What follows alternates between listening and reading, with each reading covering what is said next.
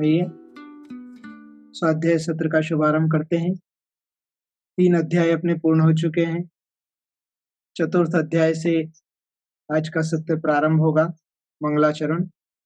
मोक्ष मार्गस्य नेतारं भेत्तारं कर्म भूभृतां ज्ञातारं विश्वतत्त्वानां वन्दे तद्गुणलब्धये। सरस्वती नमस्तुभ्यं वरदे कामरूपिणि विद्यारंभं करिष्यामि सिद्धिर्भवतु मे सदा। अनंतानंद सिद्ध परमेष्ठी भगवान की जय। आदि ब्रह्मा आदिनाथ भगवान की जय। आद्य गुरु शांतिनाथ भगवान की जय। पार्श्वनाथ भगवान की जय। महावीर भगवान की जय। द्वादशांग जिनवाणी माता की जय। समस्त गणधर परमेष्ठी भगवान की जय। समस्त पूर्वाचार्य गुरुदेव की जय। चारित्र चक्रवर्ती आचार्य श्री शांति सागर जी गुरुदेव की जय। जगत गुरु गणधराचार्य श्री कुंथु सागर जी गुरुदेव की जय। आचार्य श्री कनक नंदी जी गुरुदेव की जय। आचार्य श्री गुप्ती नंदी जी गुरुदेव की जय। तत्वार सूत्रकर्ता आचार्य श्री उमा स्वामी गुरुदेव की जय। तत्वार सूत्र ग्रंथ की जय। 3 अध्याय अपने पूरे हो चुके हैं। आज चतुर्थ अध्याय की चर्चा चलेगी। चतुर्थ अध्याय में ऊर्ध्वलोक अर्थात देवों के भेद, भवनात्रिक देवों में लेश्या, चारों निकायों के भेद प्रभेद, 4 प्रकार के देव के सामान्य भेद, उनके इंद्र प्रतिंद्र आदि का वर्णन, उनमें स्त्री सुख आदि का वर्णन, ज्योतिष देवों का वर्णन आदि ये सब चलेगा। इस प्रकार से कुल 42 सूत्र इसमें है। उन 42 सूत्रों की व्याख्या अपन क्रम से करेंगे। आइए चलते हैं चौथे अध्याय की ओर। सबसे पहले अपन ने यहाँ पर जिज्ञासा है कि तत्वार सूत्र के प्रथम अध्याय के 21वें सूत्र में भव प्रत्यो वधीर देव नारका नाम में देव शब्द का प्रयोग हुआ है। वे देव कितने प्रकार के हैं, ऐसी जिज्ञासा होने पर चौथे अध्याय में प्रथम सूत्र को कहते हैं। तो चौथे अध्याय के प्रथम सूत्र की ओर चलते हैं और ऊर्ध्वलोक और देवों का वर्णन आदि सब इसमें चलेगा। प्रथम सूत्र है देवाश चतुर्निकायाः। देवाश चतुर्निकायाः संधि विग्रह है देवाः चतुः निकायाः, है ना। तो देव 4 निकाय वाले होते हैं। यह 4 निकाय या निकाय का अर्थ समूह भी होता है। सूत्र का अर्थ यहाँ पे इन्हें विशेष दिया है। जिनके आभ्यंतर अंतरंग कारण देवगति नाम कर्म का उदय होने पर जो बाह्य में नाना प्रकार के वैभव से द्वीप समुद्र आदि अनेक स्थानों में इच्छानुसार क्रीड़ा करते हैं, उन्हें देव कहते हैं, है ना। तो देवगति नाम कर्म का उदय है और बाह्य में नाना प्रकार का वैभव है और द्वीप समुद्र आदि अनेक स्थानों पर इच्छानुसार क्रीड़ा करते हैं, वे देव कहलाते हैं। और भी अन्य ग्रंथों में आया है दिव्यंति जदो नित्यम गुणे ही अट्ठे हिम दिव्य भावे वासंत दिव्य काया तम माते वन्या देवा। ये जीवकांड ग्रंथ में गाथा क्रमांक 151 में दिया हुआ है कि देवगति वाले में होने वाले परिणामों से देव सदा सुखी रहते हैं। अणिमा, महिमा, लघिमा, गरिमा, प्राप्ति, प्राकाम्य, ईशत्व और वशित्व, इन 8 गुणों से सदा विहार करते हैं तथा रूप, लावण्य, यौवन आदि से प्रकाशमान रहते हैं। तब 8 रिद्धियों से सुशोभित होते हैं, हमेशा जवान रहते हैं। जन्म होते अंतर मुहूर्त में एक युवा सुंदर राजकुमार से भी सुंदर, ऐसे युवा और युवती में वो देवियां युवती इस प्रकार की रहती, सदा सुखी रहते हैं, क्रीड़ाएं करते रहते हैं, इस प्रकार के देव होते हैं। मूल में देवगति नाम कर्म का उदय। अणिमा आदि 8 रिद्धियां, अणिमा मतलब इतना मोटा शरीर बना लेते हैं कि एक मृणाल के छिद्र में भी चक्रवर्ती की विभूति रच डाले, वो अणिमा रिद्धि है। इतना छोटा शरीर बना लेते हैं। और महिमा मतलब सुमेरु से भी बड़ा शरीर बना लेते हैं, महिमा रिद्धि का प्रभाव होता है। लघिमा वायु से भी हल्का शरीर बना लेते हैं, लघिमा रिद्धि है। गरिमा पहाड़ से भी भारी शरीर बना लेना, गरिमा रिद्धि है। और प्राप्ति भूमि पर बैठकर अंगुली से सूर्य चंद्रमा आदि को छू लेना, ये प्राप्ति रिद्धि है, जब ये इनके पास होती है। जन्म से ये 8 रिद्धियां सभी देवों में पाई जाती है। सबकी शक्ति अलग अलग हो सकती है छायोक्षमिक, किंतु रिद्धियां सभी देवों में पाई जाती है। प्राकाम्य जल में भूमि की तरह गमन करना और भूमि में जल की तरह गमन करना। देव जल में भूमि पे चलते हैं वैसे चल सकते हैं, और भूमि पे चाहे तो जल में तैरते हैं वैसे तैर भी सकते हैं। ईशत्व तीनों लोकों का स्वामीपना होना ईशत्व रिद्धि है। और वशित्व या काम रूपित्व भी बोलते हैं कहीं कहीं, तो आकाश की तरह बिना रुके पहाड़ में से गमन करना, अदृश्य हो जाना, अनेक प्रकार के रूप बना लेना, ये सब उनकी 8 रिद्धियां होती है। यहाँ पे विशेषार्थ और दिया है, देव शब्द दिव धातु से बना है, जिसका अर्थ क्रीड़ा करना होता है। जो अपनी इच्छा अनुसार द्वीप समुद्र आदि में क्रीड़ा अर्थात कौतुक करते रहते हैं, वे देव कहलाते हैं। यहाँ देवगति नामकरण विवक्षित है, अन्यथा हर व्यक्ति क्रीड़ा आदि करने से देव हो जाएगा। मतलब देवगति नामकरण के उदय से जो क्रीड़ाएं आदि करते हैं वही देव है। हाँ, नहीं तो यहाँ पे राजा रानी भी वन जंगल में क्रीड़ा करने गए तो वो भी देव कहला जाएंगे, तो ऐसा नहीं। देवास चतुर निकाया, 4 समूहों में 4 श्रेणियों में विभाजित किया गया है। तो भवनवासी, व्यंतरवासी, ज्योतिष्क और वैमानिक, है ना। ये भवनवासी और व्यंतरवासी के आगे वासी लगता है, बाकी ज्योतिष्क और वैमानिक के आगे नहीं लगता है। इन चारों निकाय की व्याख्या एवं भेद ही अगले सूत्रों में कहे जाएंगे। विशेष वर्तमान में ग्रहित एवं अग्रहित कुसंस्कारों के कारण व्यक्ति देवों के यथार्थ स्वरूप को विकृत कर रहा है, जिसके कारण समाज में अनेक विसंवाद उत्पन्न हो रहे हैं। यदि सूक्ष्म दृष्टि से देखा जाए तो यह विसंवाद व्यक्ति की स्वार्थ बुद्धि के हैं, आगमिक नहीं है। अतः जिन मान्यताओं में व्यक्ति विसंवादित है, उन मान्यताओं का एक समीक्षात्मक विश्लेषण निरपेक्ष भाव से करें तो कुछ समझ में आ सकता है। सामान्य अर्थ में देव शब्द देने अर्थ में आता है, या जिनसे हमें कुछ मिल सकता है वे देव, जो देता है सो देव। यदि हम लोक प्रचलित मान्यता के अनुसार इन देवों के स्वरूप को विभाजित करें तो वे भी 4 प्रकार की संख्या को प्राप्त कर सकते हैं। एक अदेव, दूसरा कुदेव, तीसरा सुदेव और चौथा देवादिदेव, है ना। देव तो चारों के पीछे है, किंतु सबकी व्याख्याएं अलग अलग हैं। एक अदेव है, एक कुदेव है, एक सुदेव है और एक देवादिदेव। इनको अपन समझते हैं आगे। अदेव, जिनमें देवगति नामकर्म का उदय नहीं है, न इन देवों के निश्चित रूप से कोई स्वरूप है, फिर भी लोक मान्यता में इनको देवों के समान पूजा सत्कार नमस्कार आदि करते हैं, क्योंकि जन साधारण लोगों की ऐसी मान्यता है कि इनको पूजने से नमस्कार करने से धन आदि की वृद्धि होती है। जैसे दुकान में प्रथम ग्राहक से प्राप्त दामों को तिजोरी, गोलक, केस बॉक्स आदि से, तराजू, मीटर आदि से छुआ कर माथे से लगाना, फिर उसमें रखना। दीपावली वाले दिन रुपये पैसों की खाते बहियों की पूजा करना, ये अदेव पूजा है। मतलब इनमें देवत्व तो नहीं है, पर फिर भी लोक व्यवहार में उनका सम्मान किया जाता है ना। जैसे एक चाय वाला जो है, चाय बनाने पर होटल वाला अगर चाय बना रहा है तो सबसे पहले थोड़ी सी चाय सड़क पे डाल देता है, या फिर वो अग्नि को चाय समर्पित करता है थोड़ी सी। क्यों करता है? कि भाई इसके द्वारा मेरी रोजी रोटी चल रही, तो उसका सम्मान। सैनिक भी अपने हथियारों की पूजा करता है ना। क्यों करता है? कि उसके माध्यम से उसकी आजीविका चल रही है, वह सैनिक है। तो एक लोक व्यवहार में उसको, पर वो भगवान के रूप में किसी को नहीं पूछते, मात्र इनके माध्यम से मेरी आजीविका चल रही इसलिए सम्मान। जैसे किसान खेती करता है तो वर्ष में एक बार बेल आदि की भी पूजा करता है।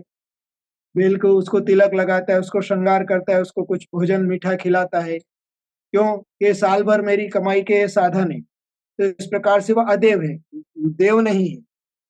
किंतु फिर भी लोग उनको स्वार्थ से बोलो या लोक व्यवहार की अपेक्षा से बोलो तो उनकी भी पूजा करते हैं। दूसरा कुदेव, जिनके देवगति नाम कर्म का उदय तो है, लेकिन ये क्षुद्र देव अपनी विक्रिया से दूसरे जीवों को परेशान अर्थात सताने आदि से कौतुक करते हैं। अपनी रिद्धियों अर्थात शक्तियों का दुरुपयोग करते हैं। अनेक प्रकार के रूप धारण करके किसी के अच्छे कार्य में विरोध करते हैं, किंतु उन्हें सम्यक दृष्टि देवों के संबोधन या संपर्क में आने से या जाति स्मरण अथवा अपने से अधिक रिद्धिधारी देवों की शक्ति, विभूति, वैभव को देखकर अथवा जिन महिमा, पंचकल्याणक, नंदीश्वर दीप आदि के महात्मा को समझकर अपनी क्रूरता अर्थात कौतुक छोड़कर सम्यक को भी ग्रहण कर लेते हैं, जिससे वे सुदेव कहलाने लगते हैं। मतलब हे देवगति के ही देव, किंतु उत्पात करते हैं, बुरे काम करते हैं, लोगों को परेशान करते हैं, इसलिए उनको कुदेव कह दिया गया, है ना।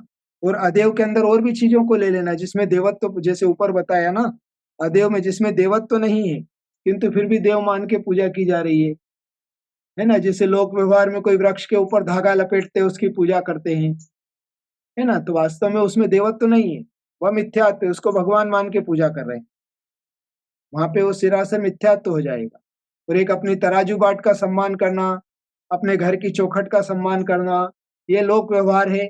इससे मोक्ष मार्ग का कोई लेना देना नहीं है, सम्यक मिथ्यात्व का कोई लेना देना नहीं, वो मात्र लोक व्यवहार है। जैसे माता पिता के चरण स्पर्श करते हैं घर में, तो वो लोक व्यवहार है, उसमें सम्यक मिथ्यात्व का कोई लेना देना नहीं। वहां पर हाँ, ये हमारे माता पिता है, उपकारी है, तो उपकार की दृष्टि से लोक व्यवहार में उन्हें नमस्कार आदि किया जाता है, ना कि भगवान मानकर। हाँ, मिथ्यात्व और सम्यक का वहां पे जब भी होगा कि आराधक के रूप में, श्रद्धेय के रूप में अगर किसी की पूजा करना, क्यों करना? सम्यक शिखर तो एकेंद्रीय पहाड़ है, किंतु वह आधार आधे संबंध होने के कारण वहां से अनंत अनंत सिद्ध भगवान मोक्ष पधारे हैं, इसलिए वो पवित्र भूमि है। इसलिए उस भूमि की वंदना करके उन परमाणुओं को प्राप्त करने का, उन भावनाओं को प्राप्त करने का, परिणामों को निर्मल करने का उपक्रम होने से वह सम्यक शिखर की पूजा की जाती है, ना कि उसको भगवान मानकर पूजा जा रहा है। एक तीर्थ क्षेत्र है, आधार आधे संबंध, जैसे भगवान का सिंहासन है, अष्ट मंगल द्रव्य है, इन सबको भी लोक व्यवहार में देखा जाए तो आधार आधे संबंध, क्योंकि तीन लोक के नाथ का स्पर्श होने से या उनका सानिध्य होने से वो पूज्यता को प्राप्त हो चुके, इसको अपने को समझना चाहिए। अब आगे और सुदेव, जिनके देवगति नामकरण का उदय तो है, लेकिन ये देव सम्यक दृष्टि होने से सच्चे देव, देवादिदेव, अरहंत देव की उपासना या प्रभावना करते हैं, क्योंकि अरहंतों के 14 प्रकार के अतिशय इन्हीं सुदेवों के द्वारा होते हैं। सच्चे गुरु अर्थात दिगंबर गुरुओं की उपासना प्रभावना करते हैं, सच्चे शास्त्र तत्व की चर्चा करते हैं। सोधर्मेंद्र आदि से ऊपर के जितने भी सम्यक दृष्टि वैमानिक देव हैं, वे सब सुदेव हैं, किंतु भवनत्रिक में जो सम्यक दृष्टि देव हैं, वे भी सब सुदेव ही हैं, क्योंकि ये सब देवादिदेव अरहंत देव के उपासक अर्थात आराधक बन जाते हैं, है ना। तो इसमें देव में दो भेद, सुदेव और कुदेव का भेद कर लेना, मिथ्या दृष्टि, सम्यक दृष्टि। तो जो जिनेन्द्र भगवान के उपासक हैं, आराधक हैं, दिगंबर गुरुओं के आराधक हैं, तत्व की चर्चा करने वाले हैं, शासन की प्रभावना और रक्षा करने वाले हैं, वो सब सुदेव हैं। दूसरी बात यह भी है कि आचार्य कुंद कुंद ने अरिहंत भगवान को 100 इंद्रों से वंदनीय पूजनीय कहा है। इंद्र सदबंदियाणम तिहुणहित मधुर विसद कव काणम अंतातीत गुणाणम नमो जिनाणम जित भवाणम। ये प्रवचन सार में मंगलाचरण आया है। उसके अलावा 100 इंद्रों की संख्या इस प्रकार है। भवनालय 40 विंतर देवाण होंति 32 कप्पामर 24 चंदो सुरो नरो तिरियो। ये 100 इंद्र होते हैं। अब इसकी यहाँ व्याख्या हो रही है। ये गाथा याद करने लायक, आप याद करें तो अच्छा है, बहुत अच्छा रहेगा। कौन से कितने प्रकार के शतेंद्र पूजित भगवान होते हैं, कौन कौन से इंद्र भगवान की पूजन करते हैं, परीक्षा में भी ये आ सकता है।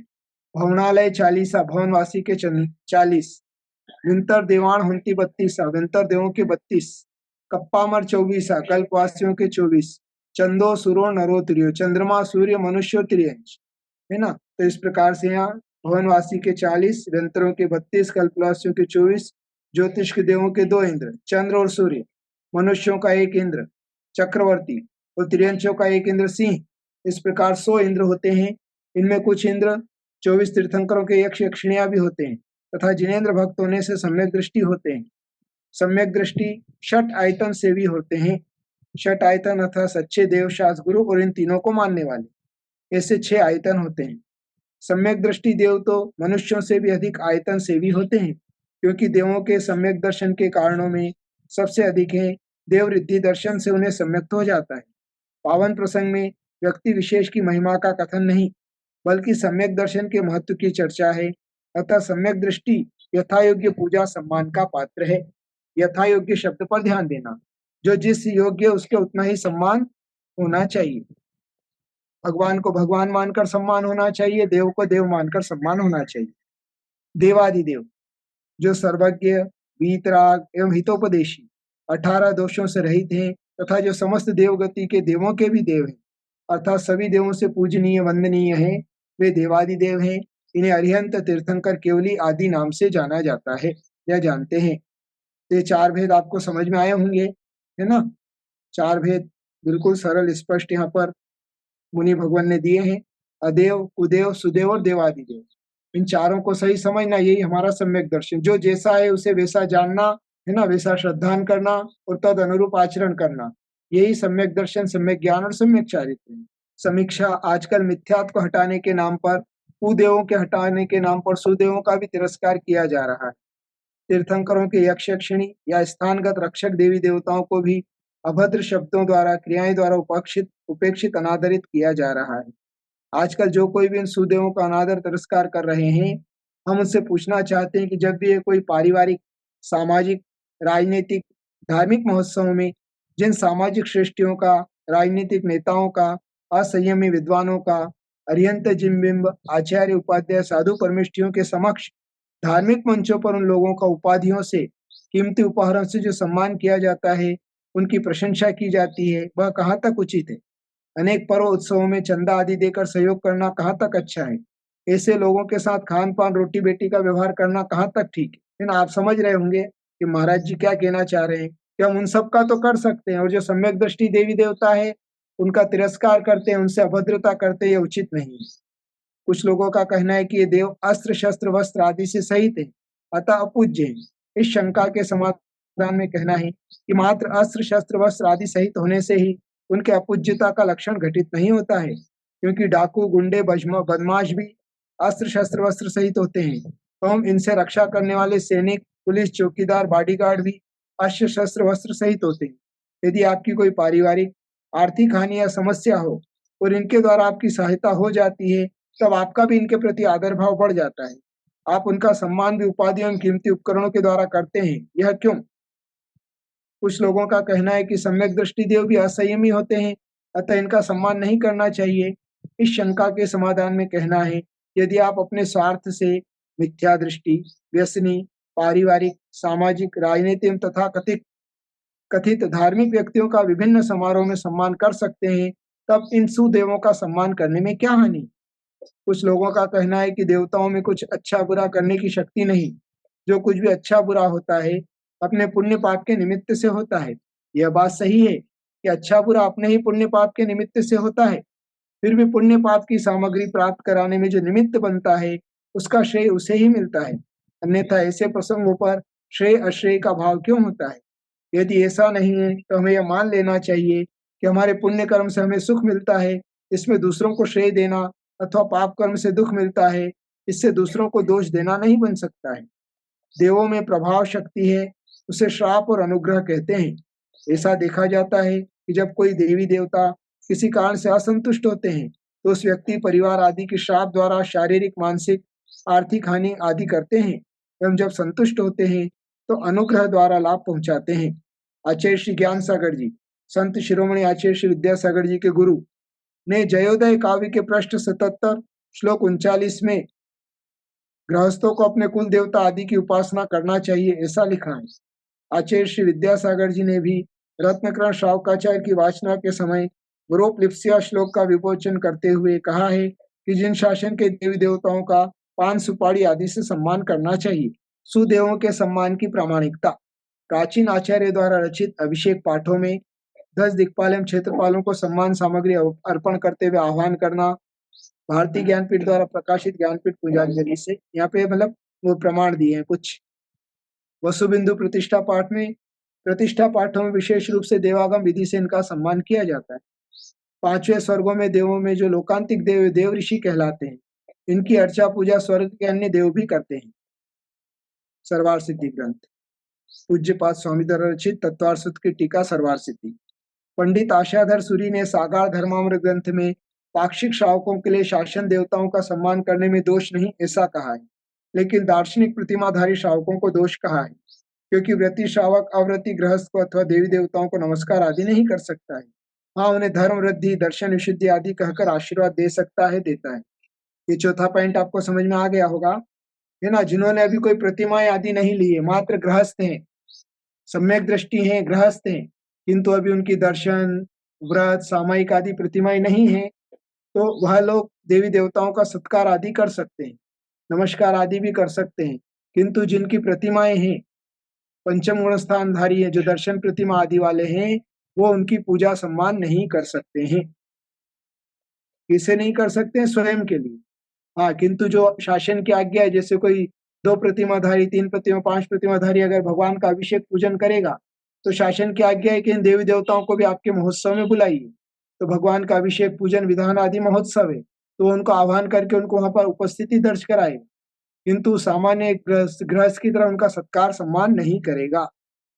और अब धर्म पर संकट आने पर, गुरुओं पर संकट आने पर वह उनका आह्वान भी कर सकता है, पूजा और मंत्र जाप भी कर सकता है, किंतु स्वयं के ऊपर संकट आने पर कभी नहीं करेगा। साधुओं की 13 प्रकार की क्रियाएं चरणानुयोग में कही हैं।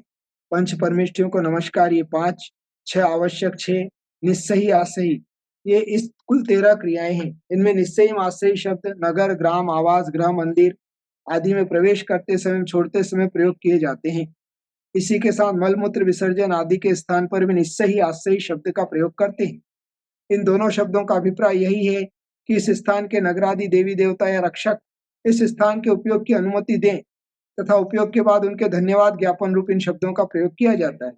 इससे यही निष्कर्ष निकलता है कि यदि हम किसी का सम्मान नहीं करें तो कोई बात नहीं, लेकिन किसी का अपमान अनादर नहीं करना चाहिए। है ना? तो ये साधुओं के लिए भी आवश्यक आज्ञा है ना? 13 प्रकार की क्रियाएँ बताई है। उसमें पंच परमेष्ठियों को नमस्कार करना, 6 आवश्यक समता, वंदना, स्तुति आदि का पालन करना। इसके अलावा आश्रयी और निश्चयी, कहीं जाते समय निश्चयी, निश्चयी, निश्चयी बोलना और वहाँ से बाहर निकलते समय आश्रयी, आश्रयी, आश्रयी बोलना चाहिए। इस प्रकार से कुल 13 क्रियाएँ होती हैं। ये साधु के लिए भी आवश्यक है। इसी प्रकार आप लोग भी गृहस्थ हैं, कहीं भी नए स्थान पर जाते हैं, ट्रेन आदि में प्रवेश करते हैं, नए मंदिर आदि में जाते हैं, कहीं घूमने जाते हैं, किसी धर्मशाला आदि में जाते हैं, जहाँ भी जाएँ तो निश्चयी, निश्चयी, निश्चयी बोलें और वहाँ से बाहर आते समय आश्रयी, आश्रयी, आश्रयी आपको भी बोलना चाहिए। इससे हम बहुत सारी बाधाओं से बच जाते हैं और आगम की आज्ञा का पालन भी होता है। जैन संस्कृति संरक्षक संघ जीवराज जैन ग्रंथमाला सोलापुर के संस्थापक ब्रह्मचारी पंडित जीवराज दोषी ने सन 1954 में पंडित सदासुख दास जी की रत्नाकरण श्रावकाचार्य की भाषा वचनिका के मराठी अनुवाद की प्रस्तावना के पृष्ठ संख्या 11 से 22 तक में जैन शासन के देवी देवताओं को सम्यक दृष्टि सिद्ध करते हुए उनके सम्मान का पुरजोर समर्थन किया है। डॉक्टर पन्नालाल जी साहित्याचार्य सागर ने रत्नाकरण श्रावकाचार्य की प्रभाचंद्राचार्य की संस्कृत टीका का संपादन किया है। उसमें भी जैन शासन के देवी देवताओं के सम्मान करने की पुष्टि की है। देवों के यथार्थ स्वरूप के अवर्णवाद से दर्शन मोहिनी कर्म का आश्रय होता है। चिंतन में यह बात अवश्य है कि अतिरेक दोनों तरफ से हो रहा है। एक ने शासन देवी देवताओं का पूर्णतः निषेध कर दिया है, तो दूसरे ने इन्हें भगवान या इससे भी महान मान लिया है। यदि उनके पद मर्यादा के योग्य व्यवहार किया जावे, तो समस्त विसंगतियों से बचा जा सकता है। अर्थात उनका जो पद है, उनकी जो मर्यादा है, उतना ही उनका सम्मान और गौरव करना चाहिए। अपने स्वार्थ के लिए या फिर मात्र उनको ही उनको पूजकर भगवान मानकर पूजा नहीं करना चाहिए। मात्र जिन शासन रक्षक देवी देवता हैं और शाप अनुग्रह की शक्ति है, शासन की रक्षा करते हैं, सतियों पर, मुनियों पर आने वाले उपसर्गों को दूर करते हैं, तो ऐसे इन भावना से उनका सत्कार करना चाहिए। एक भगवान के परिकर के रूप में भी उनका सत्कार होता है, क्योंकि भगवान के समोशरण में या जहाँ भी भगवान का जिनालय हो, तो वहाँ शासन देवी देवता के साथ ही वह जिनालय होता है। जो लोग नहीं रखते हैं शासन देवी देवता, तो भी प्रतिष्ठा ग्रंथों में उच्चारित मंत्रों के द्वारा स्थापना से उनके दाएं और बाएं यक्ष और यक्षिणी की स्थापना तो करते ही। वो किसी भी पंथ आमनाय को मानने वाले हों, किंतु आंतरिक क्रिया विधि में वो क्रिया करते ही। तो इसलिए सम्मान और सत्कार उनका यथा योग्य होना चाहिए। यही वात्सल्य धर्म है, यही आगम की आज्ञा है। ठीक है, सबके लिए आशीर्वाद। जिनवाणी के ज्ञान से सूझे लोकालोक, सो वाणी मस्तक चढ़ो सदा दे तो ढोक। 9 बार नमोकार मंत्र का जाप करेंगे। सबके लिए बहुत सारा मंगल आशीर्वाद।